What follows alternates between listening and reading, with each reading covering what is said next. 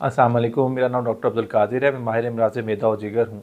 आज जिस अहम टॉपिक पे हम बात करेंगे वो है फंक्शनल डिस्पेप्सिया और आईबीएस।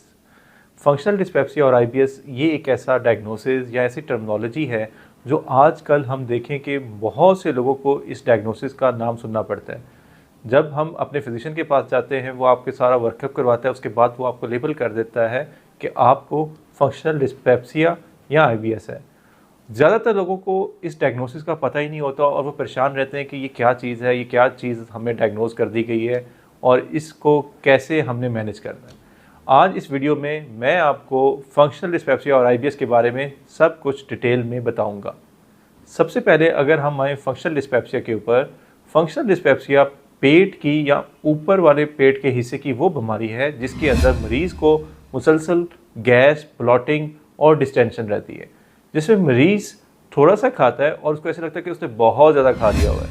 लेकिन इन अलामात के साथ जब मरीज़ अपने टेस्ट करवाता है तो ब्लड के सारे टेस्ट नॉर्मल आते हैं।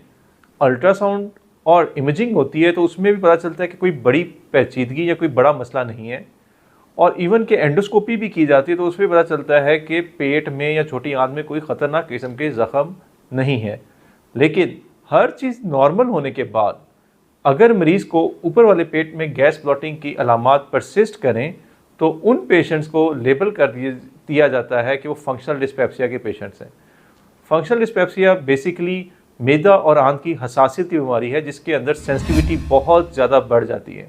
गैस और डिस्टेंशन मरीज़ों को बार बार तंग करती हैं, जिसकी वजह से वो अपनी रूटीन की एक्टिविटीज़ में फोकस नहीं कर पाते और उनको खाने पीने में भी दुश्वारी होती है। इस तरह के पेशेंट्स के अंदर अंडरलाइन कोई ऑर्गेनिक बीमारी नहीं होती, सिर्फ हसासियत और स्ट्रेस की वजह से मैदा और खुराक वाली नाली थोड़ी सी हसास हो जाती है जो कि गैस वगैरह ज़्यादा प्रोड्यूस करती है। तो इस तरह के मरीज़ों के अंदर कुछ डाइटरी हैबिट्स ऐसी हैं, अगर उनको अडॉप्ट कर लिया जाए तो बहुत सी अलामात और पेचीदगियों को रोका जा सकता है।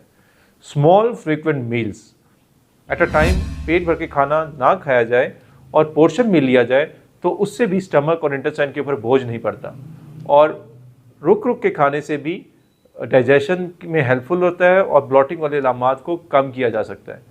इसी तरह अगर सॉलिड मील ले रहे हैं तो उसका लिक्विड का इस्तेमाल ना किया जाए तो उससे भी ये फुलनेस और ब्लॉटिंग वाली अलामात कम हो जाती हैं। जंक फूड का कम से कम इस्तेमाल, सब्जियों का, चिकन का, फ़िश का अगर रूटीन की डाइट्स में ज़्यादा इस्तेमाल किया जाए तो ब्लॉटिंग और गैसेज डिस्टेंशन से हम मरीज़ों को बचा सकते हैं। इस तरह छिलका समेत फ्रूट, दाल, चना, माश, कच्चा प्याज, धनिया और साग और पालक, ये सब वो खुराक है जो कि गैस और डिस्टेंशन ज़्यादा करती है। अगर इनमें भी अगर म्याना रवी इख्तियार की जाए तो मरीज़ों की अलामात में बहुत हद तक कमी आ सकती है। इसी तरह एक्सरसाइज का रूटीन में इस्तेमाल, ये सब वो आदात हैं जो कि स्टमक के लिए और बॉडी के लिए ओवरऑल एक हेल्दी एक्टिविटी होती है। इससे भी फंक्शनल डिस्पेप्सिया की सिम्टम्स को कम किया जा सकता है। और अगर वेट ज़्यादा है, ओबेसिटी, ये इटसेल्फ एक रिस्क फैक्टर है फंक्शनल डिस्पेप्सिया के सिम्टम्स को वर्स करने का। तो हेल्दी एक्सरसाइज, डाइट कम करने से, प्रोटीन का इंटेक बढ़ाने से, वेट रिडक्शन से भी फंक्शनल डिस्पेप्सिया की अलामात को कम किया जा सकता है। इस तरह स्ट्रेस एक बहुत इंपॉर्टेंट फैक्टर है जो कि फंक्शनल डिस्पेप्सिया को बढ़ा देता है। इसलिए इस तरह के पेशेंट्स के अंदर बहुत ज़रूरी है कि वो अपनी नींद प्रॉपर लें, स्ट्रेस को प्रॉपरली मैनेज करें ताकि डिस्पेप्सिया या ब्लॉटिंग की अलामात को कंट्रोल किया जाए। अब हम दूसरी तरफ आते हैं आईबीएस।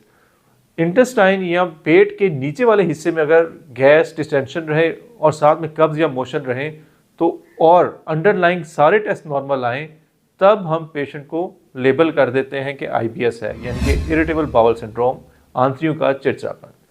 अच्छा, इनके अंदर हमने देखा है कि आईबीएस की मुख्तलिफ फॉर्म्स हैं। कुछ पेशेंट्स के अंदर ब्लॉटिंग ज़्यादा होती है, कुछ के अंदर कब्ज़ के मसाइल ज़्यादा रहते हैं, कुछ के अंदर मोशन के मसाइल ज़्यादा रहते हैं। इस तरह के पेशेंट्स के अंदर ज़रूरी है कि वो अंडरलाइंग स्ट्रेस को ज़रूर कंट्रोल करें क्योंकि irritable bowel syndrome directly associated है स्ट्रेस के साथ। माइंड गट एक्सिस हमें ये बताता है कि अगर पेशेंट्स का स्ट्रेस फैक्टर ज़्यादा है तो उसकी गट भी डिस्टर्ब होगी। तो इसलिए अंडरलाइंग स्ट्रेस फैक्टर को डायग्नोज करना और एड्रेस करना बहुत इंपॉर्टेंट है।